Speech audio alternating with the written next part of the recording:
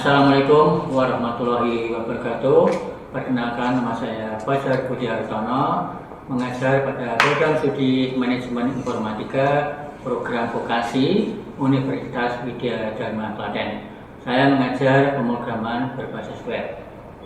Mata kuliah pemrograman berbasis web merupakan mata kuliah praktikum yang membekali mahasiswa dengan keterampilan dasar dalam membangun halaman web statis dan dinamis menggunakan HTML, CSS, dan JavaScript.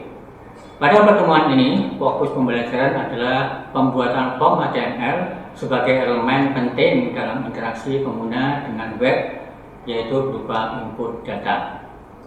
Kemudian kemampuan yang diharapkan dari mahasiswa adalah menjelaskan fungsi dan elemen-elemen dalam form HTML, membuat dan mengimplementasikan form menggunakan tag form, kemudian input, select, tag area, dan tombol submit atau reset. Kemudian juga menghubungkan form dengan script untuk proses data, misalnya PHP.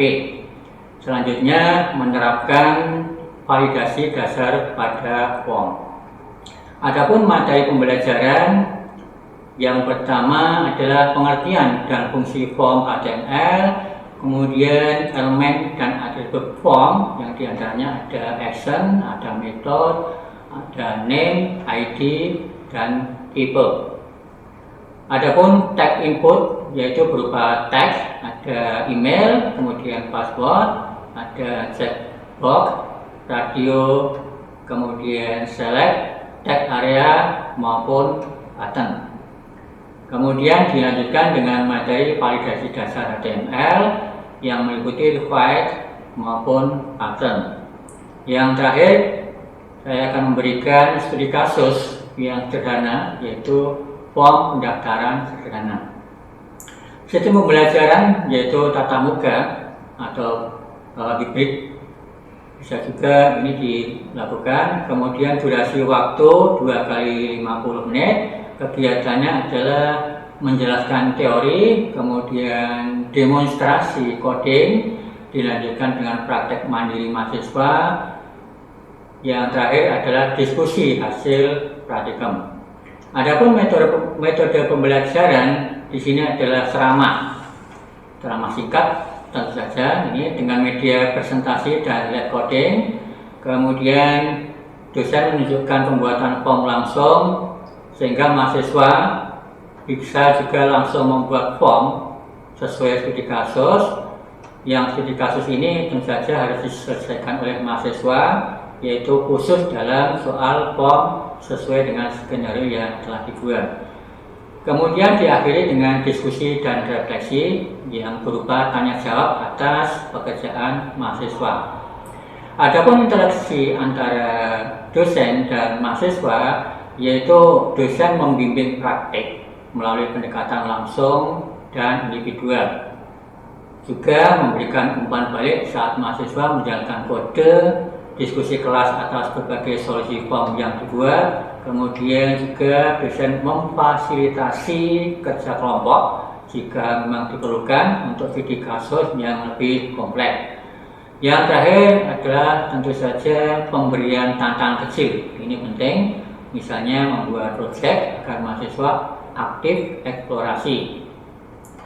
Kemudian dilanjutkan dengan asesmen atau sistem penilaian mata kuliah, yaitu ada penilaian aspek penilaian praktek langsung, yaitu dengan menilai mahasiswa di dalam membuat form sesuai perintah. Kemudian dilanjutkan dengan penilaian produk, struktur dan fungsi form yang dibuat mahasiswa ini sudah sesuai atau belum. Kemudian tentu saja perlu adanya observasi aktivitas yang dilihat dan dicermati dari keaktifan dalam praktek dan diskusi. Nah, kemudian tentu saja ada indikator penilaian di dalam mata kuliah ini. Ada beberapa, diantaranya adalah form memiliki elemen yang lengkap dan sesuai. Ini bobotnya 30%. Kemudian form berfungsi dengan baik saat diuji 30%.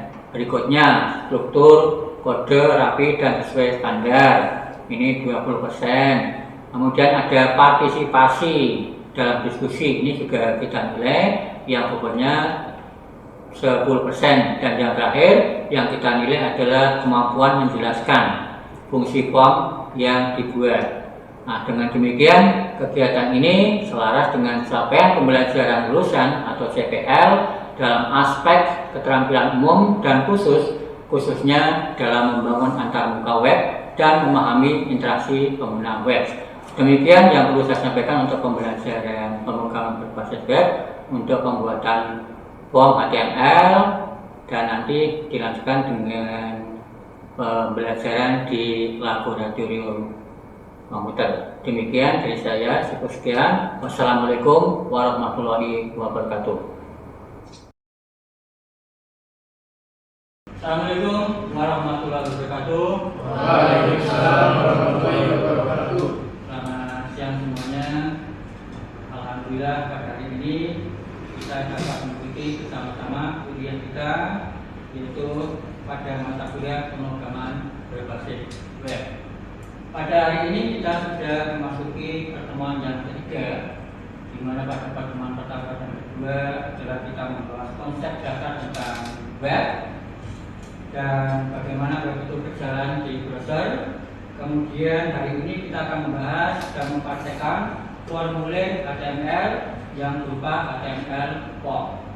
Tapi sebelum kita masuk ke materi ini, kita akan review dulu pertemuan pertama dan kedua itu. Terutama yang kedua, saya ingin menanyakan apa yang dimaksud dengan web. Mungkin ada yang bisa menjawab ya? Ya, Pak. Nah, WW itu dari kemarin yang sudah dibahas, WW itu kependekan dari World Wide Web. Nah, WW itu punya fungsi memungkinkan kita mengakses informasi yang ada di dunia ini lewat halaman-halaman web seperti video, gambar, link, atau artikel-artikel lain. Nah, di WW itu ada markup language-nya yang pakai HTML yang nanti bakal kita pelajari lagi mungkin Pak, seperti itu. Baik, jawaban yang bagus sekali dari teman saudara ini yang bisa mencerminkan dan menggambarkan untuk pemahaman tentang web. Nah, sebelum masuk ke formula HTML, ada satu pertanyaan lagi agar kita benar-benar siap untuk bisa mempelajari HTML. Tadi sudah disampaikan bahwa web itu seperti itu. Kemudian yang saya tanyakan lagi adalah komponen utama web itu apa saja? Siapa yang bisa menjawab? Saya Pak. Sesuai dengan materi yang Pak Fajar jelaskan kemarin, yang pertama komponen utama web, yang pertama yaitu browser, dan yang kedua yaitu web server, yang ketiga yaitu domain, dan yang keempat hostingan, dan yang terakhir yaitu HTML. Jawaban yang bagus dari pertanyaan saya tentang komponen utama web.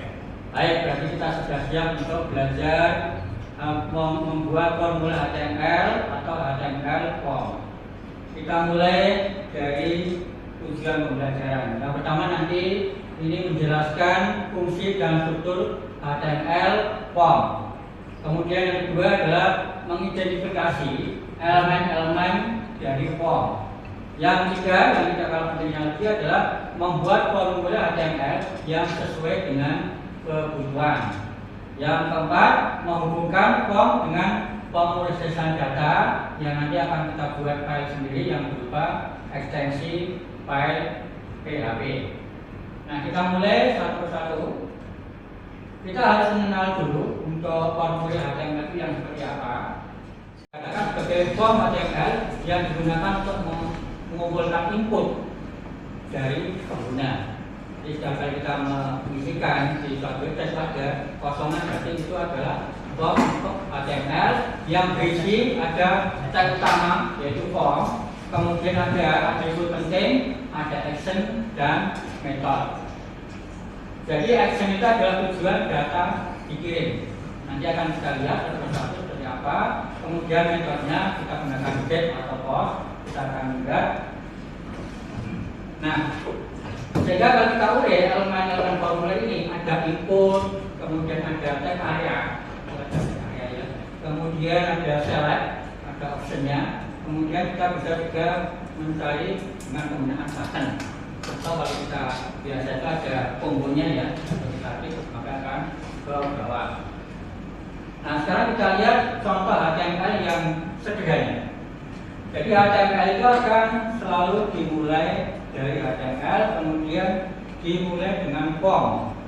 Form itu dimunculkan, kemudian setelah sebelum membaca di bawahnya, dia akan mencari actionnya. Artinya apa? Nanti setelah diklik, itu dia akan merujuk pada action yang bernama file ekstensinya PHP. Kita coba nanti filenya kita buat dengan proses PHP. Nah, sehingga input di sini misalnya tagnya itu ada nama, berarti dia di situ mengisikan nama. Berarti tipenya adalah tag. Kemudian kalau email, inputnya berarti juga email. Sehingga kalau kita menulisnya tidak ada add, maka di situ nanti akan ada kesalahan, harus diberi add. Nah, kemudian setelah input di bawahnya itu ada submit. Yang berarti submit itu akan merujuk pada action yang di atas tadi yang menuju pada proses titik PHP. Setelah itu baru ditutup dengan form. Ini sudah menjadi sebuah form. Nah, berikutnya ada validasi HTML. Artinya apa? Nanti di dalam form itu akan ada coding required. Kalau ada seperti itu berarti itu harus diisi. Tetapi kalau tidak ada required di form itu, yang kosongan itu tidak diisi, tidak berpengaruh, atau dalam kurung itu bisa kita beri dengan option, artinya bisa diisi atau tidak. Tetapi kalau di dalam yang web umum biasanya diberi dengan tanda bintang merah, berarti di situ di dalamnya ada required. Nah, seperti itu. Kemudian ada main line, ada panjang dari minimal, panjangnya ada max length-nya, kemudian ada pattern-nya, ada format khusus bisa juga dimasukkan di sini. Nah, kemudian kita lihat form dengan PHP. PHP selalu dimulai dengan tanda lebih kecil, tanda tanya, kemudian PHP. Setelah itu baru bisa masuk ke coding. Jadi semua PHP harus dimulai dari awal ini. Kemudian kalau akan memanggil, ini perlu dimulai dulu dengan string apa yang akan dimasukkan nanti, misalnya nama. Kemudian metodenya post, berarti memasukkan input tadi. Kemudian kita panggil, akan muncul sesuai dengan postnya, dengan namanya yang sudah ada di dasar database-nya. Nah, kemudian kita akan lihat, silakan membuka Visual Studio, browsernya membuka. Kemudian nanti kita akan buat form nama lengkap, kemudian email, password, jenis kelamin yang berbentuk radio button, kemudian ada kelas, kita pilih bisa kelas A, B, dan C. Setelah itu kita simpan di PHP. Nah, seperti ini, seperti yang sudah saya berikan, bahwa coding ini sudah saya berikan di modul yang setiap hari bisa pakai. Nanti tinggal dijalankan. Untuk pertama adalah kita buat form HTML, kemudian yang kedua kita buat form proses sebagai action HTML seperti ini. Nah, kemudian kita jalankan di localhost. Berarti di situ tadi kalau project kita adalah HTML, jadi localhost /HTML nama file. Filenya adalah HTML. Form HTML. Kemudian kita enter, maka akan muncul seperti ini. Akan kita tulis namanya, email, password, kemudian ini tadi buttonnya kita contohkan pada jenis kelamin, ada pria, ada wanita. Kemudian kelasnya kita bisa memilih dari pembentuk, kemudian daftar, sehingga nanti hasilnya di browser seperti ini akan muncul seperti ini. Nah, kemudian setelah itu berarti kita sudah berhasil untuk membuat form HTML yang dimasukkan actionnya adalah file PHP yang di sini bernama proses titik PHP. Nah, ini sampai di sini sambil saudara coding, dimodifikasi, kemudian silakan kalau ada pertanyaan. Izin bertanya, Pak. Itu tadi kan sudah membahas tentang HTML dan PHP ya, Pak. Jadi itu perbedaannya di antara HTML dan PHP itu apa aja, Pak? Ya, pertanyaan yang bagus. Kita coba tengok kembali di sini di PHP, terutama yang di HTML dulu ya. HTML. Nah ini HTML. Di HTML di situ tidak ada satu awalan yang memastikan bahwa itu HTML. Artinya bahwa di sini tidak ada coding PHP sama sekali. Sehingga kalau kita membuat form, di situ nanti ada bentuk header, kemudian body sampai pada footer. Dan di situ tidak ada coding atau apapun yang menyangkut dengan PHP. Kalau ada di situ ada file khusus untuk PHP. Jadi seperti itu. Sehingga dikatakan bahwa HTML itu merupakan antarmuka untuk front end. Nah, kita bandingkan sekarang dengan yang PHP. Nah, PHP selalu dimulai dengan tanda lebih kecil, kemudian tanda tanya, kemudian PHP. Yang bicarakan ini bahwa file ini, PHP ini selalu siap untuk mengolah data atau siap untuk dimasuki sebuah data. Sehingga antara perbedaan HTML dengan PHP ini jelas bahwa kalau PHP itu memang dinamis untuk mengolah data, sedangkan HTML hanya sebagai antarmuka saja. Nah, misalnya terpaksanya tidak ada HTML, tapi datanya bisa jalan. Nah, berbeda misalnya kalau hanya HTML kemudian harus menampilkan data tapi tidak ada PHP-nya, maka HTML tidak bisa sampai. Baik, pertanyaan yang bagus tadi, perbedaan dan mendasar antara HTML dan PHP. Berarti kita saudara sudah bisa mempraktekkan semuanya begini tadi dan hasilnya sudah bagus, tidak ada error. Sekarang kita masuk pada kesimpulan HTML itu apa dan PHP itu apa. Di sini dikatakan bahwa HTML form merupakan komponen penting dalam pengembangan web. Komponen penting dalam pengembangan web yang digunakan untuk apa? Mengumpulkan data dari pengguna melalui berbagai elemen seperti input, set area, kemudian select, dan button.